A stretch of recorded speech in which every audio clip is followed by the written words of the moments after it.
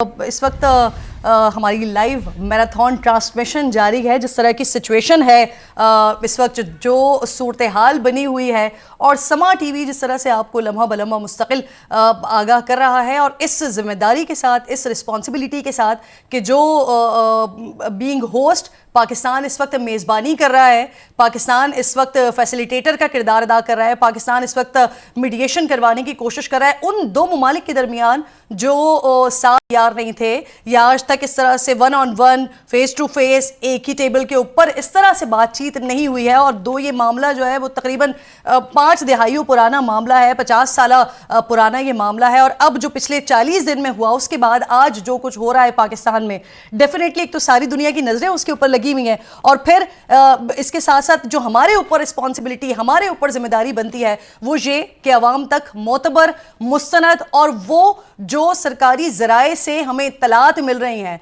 इस चीज़ की, इसकी नज़ाकत की, इसकी हसासियत को अंडरस्टैंड करते हुए, समझते हुए नाज़रीन तक हम ये सिलसिला पहुँचाएँ।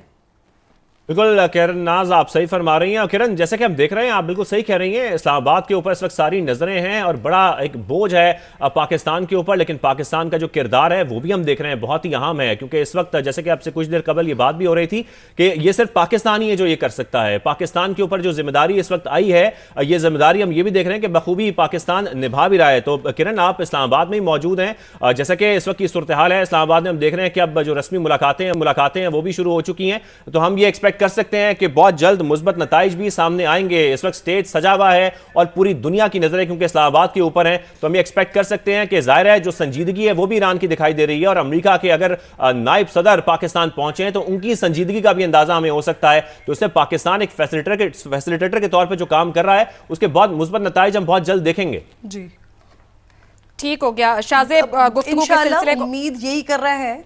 जी किरण, हमारे साथ ही रहिए, हम गुफ्तगू को आगे बढ़ाएंगे, क्योंकि जब हम बात करते हैं इस्लामाबाद बात कर रहा है तो इसका मतलब है कि दुनिया इस्लामाबाद को देख रही है और सुनना चाहती है अमन की बात और उम्मीद की बात। ब्रेक से पहले हम गुफ्तगू कर रहे थे, जब तलत साहब भी हमारे साथ मौजूद थे, कि पाकिस्तान क्योंकि कोई भी इस मामले को हाथ लगाने को तैयार नहीं था। जिम्मेदारी इतनी बड़ी है, इस मामले को कहीं ना कहीं हल की तरफ लेकर जाना है, दुनिया की मईशत स्टेक पर लगी हुई थी।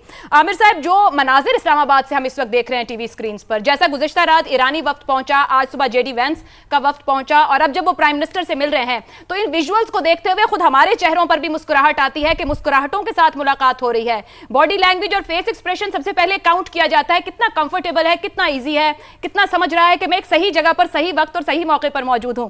तो पाकिस्तान क्यों का जब सवाल हम सामने रखते हैं, आपके ख्याल में अमेरिका और जीसीसी के अंदर तो कुछ ना कुछ एक हिस्सा था इस जंग के अंदर, यूरोप क्यों बैक एंड पे चला गया, उसने अपना किरदार क्यों अदा नहीं किया? हमारा हमसाया मुल्क भारत अपने आप को बहुत कुछ समझता है और बहुत कुछ कह रहा है, जिसके ऊपर खुद अमेरिका से उसको एक स्नब किया गया है कि क्यों आप बिला वजह की रुकावट या इरिटेशन पैदा करने की कोशिश करें।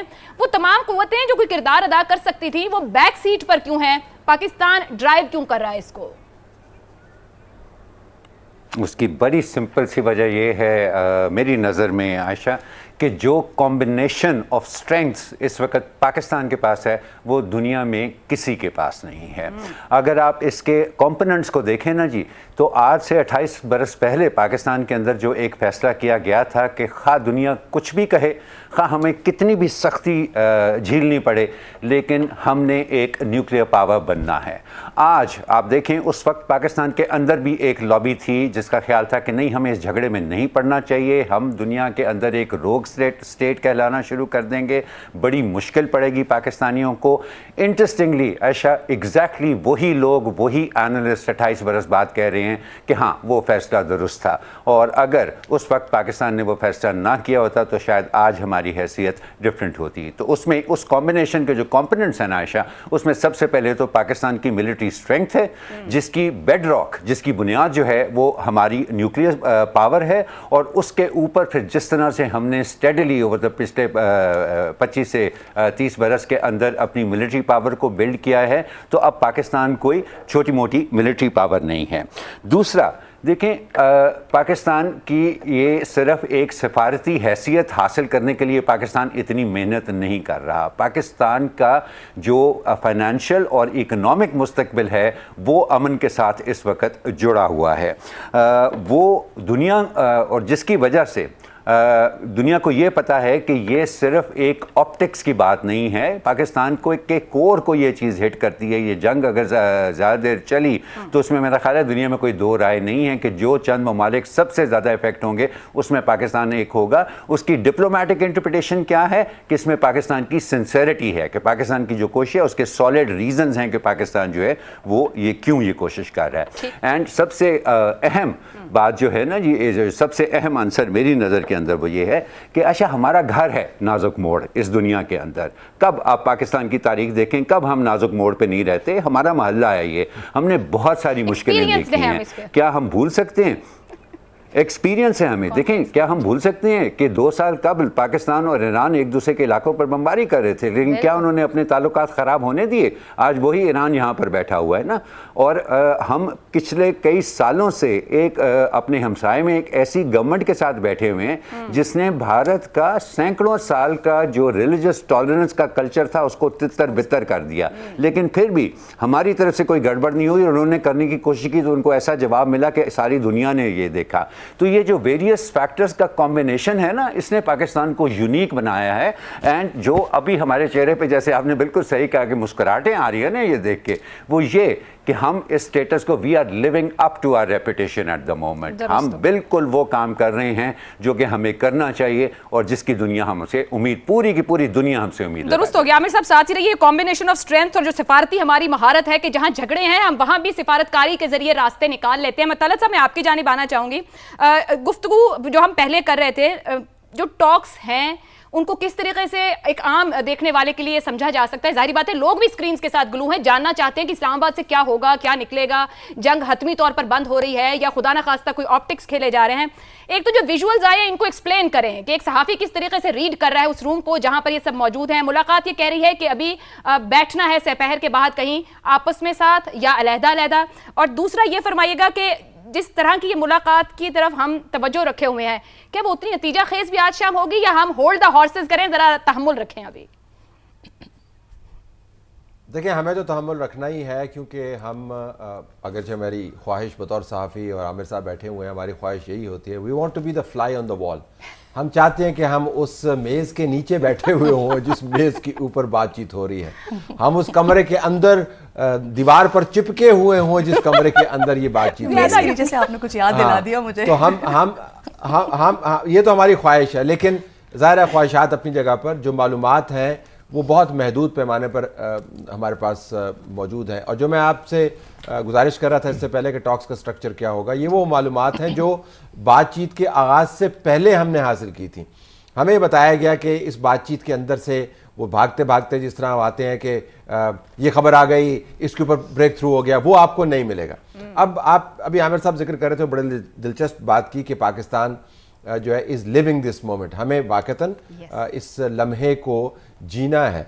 और नाज़रीन को ये बहरहाल बताने की ज़रूरत है कि जो आपको स्क्रीन के ऊपर प्रोटोकॉल नज़र आता है, आपने तस्वीरों का जिक्र किया, चले उसको भी साथ वजाहत करते जाएं। वो प्रोटोकॉल जो है इसको कहते हैं डिप्लोमेटिक ज़बान के अंदर बेस्ट फुट फॉरवर्ड, यानी पाकिस्तान ने अपना बेहतरीन चेहरा दुनिया के सामने प्रेजेंट किया है। जो हमने काविशें की हैं वो तो बेहतरीन चेहरा है, लेकिन जो इंतज़ामात हैं वो बेहतरीन चेहरा है। जो अमेरिका का वाइस प्रेसिडेंट है, ये याद रखिएगा कि अमेरिका का वाइस प्रेसिडेंट जेरेड कुशनर और विटकॉफ, सिर्फ इसके अंदर डोनाल्ड ट्रंप मिसिंग है। ये 4 लोग जो हैं ये मिलकर अमेरिका चलाते हैं। ये 4 लोग जो हैं दुनिया के हर कोने के अंदर, हर सफारतकारी में, हर सरमायाकारी में ये लोग मौजूद होते हैं। सिर्फ डोनाल्ड ट्रंप मौजूद नहीं है, ये तीनों मौजूद हैं। तो वज़ीर-ए-आज़म ने उनसे मुलाकात की, आपने देखा कि बहुत ही एक कंजीनियल किस्म का एटमॉस्फेयर था। और वैसे भी मियाँ शहबाज शरीफ साहब जो है तस्वीर और वीडियोस के अंदर आपको हमेशा मुस्कुराते हुए नज़र आते हैं। उनके चेहरे के ऊपर परेशानी बहुत कम मौके पर नज़र आती है, और जब नज़र आती है वो भी गहरे अंदाज से नज़र आ जाती है, लेकिन खुशी है उनको कि वो होस्ट कर रहे हैं। और प्रोटोकॉल में ज़रा जो कि डिप्टी प्रेसिडेंट है, तो उन्होंने प्राइम मिनिस्टर के साथ मुलाकात करनी थी, तो आपको एक बहुत अच्छा एम्बियंस नज़र आता है। ये मैं आपको बता दूं कि जो ईरानियन डेलीगेशन है उसके गिर्द जो एनवायरनमेंट है, ज़ाहिर है वो जंग के डसे हुए हैं, उनका बहुत नुकसान हुआ है, वहाँ पर बहुत शहादतें हुई हैं, वहाँ पर बहुत तबाहकारी हुई है। तो उनके जो डेलीगेशन का जो मूड है वो ज़ाहिर है आपको चहकता हुआ मूड नज़र नहीं आएगा, वो खुशगपियों वाला मूड नज़र नहीं आएगा।